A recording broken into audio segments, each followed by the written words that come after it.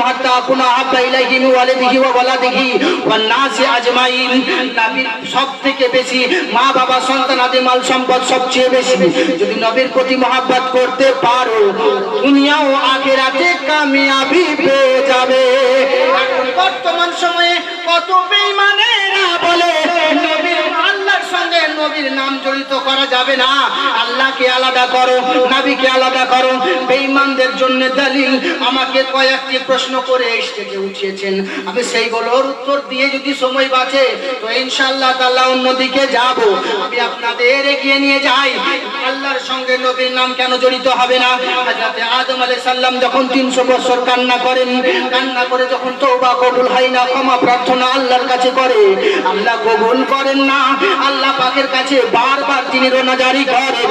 এমন সময় হঠাৎ একদিন মনে পড়ে গেল, যখন আমার দেহের মধ্যে রূহটা দেওয়া হলো, আমার মধ্যে যখন নূরে মুহাম্মাদি দেওয়ার পরে রূহটা যখন দেওয়া হলো, আমি যখন চক্ষুটা খুললাম, 7 তবক আসমান 7 তবক জমিন সবকিছু আমি দেখতে পেলাম। আমি জমিন থেকে আসমানে আল্লাহর সঙ্গে যে নামটা জড়িত পেলাম সেটা হলো মুহাম্মাদুর রাসূলুল্লাহ। জোরে হবে না, খুশি হবে না? আল্লাহু আকবার।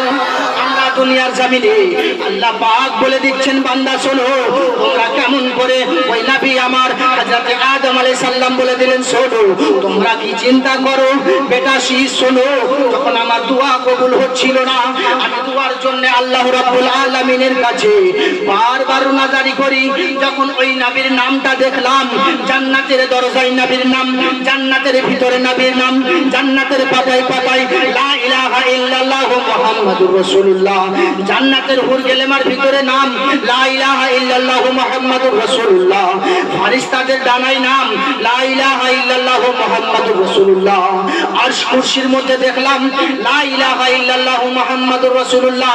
আমার একটা জিনিস ক্লিয়ার হয়ে গেল বেটা, যখন দেখলাম সমস্ত নামের পাশে আর নবীর নাম যখন রয়েছে, ওই নবীকে আল্লাহ এত ভালোবাসেন, ওই নবীর জন্য কুল জাহান বানিয়েছেন। করে হবে না? আরো অনেকদিন পর হুজুরকে দিয়ে দাম, পুরনো বন্ধু গো আমার সাহস বেড়ে গেল তো আপনাদের আরো টিকে দেব। যদি পিছনে সাপোর্ট পাই বন্ধুদের, মানে সামনেওয়ালা মরে যাক আমার বাপের কি গেল, তাই না?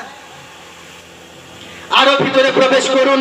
আপনি নবী আদম থেকে নিয়ে প্রত্যেক নবীগণ, হযরত আদম আলাইহিস সালাম বলছেন তোমরা আমার উম্মতেরা কলেমা পড়বে লা ইলাহা ইল্লাল্লাহ ওয়া আদমু সাফিউল্লাহ, আর আমি আদম নবী পড়ব লা ইলাহা ইল্লাল্লাহ।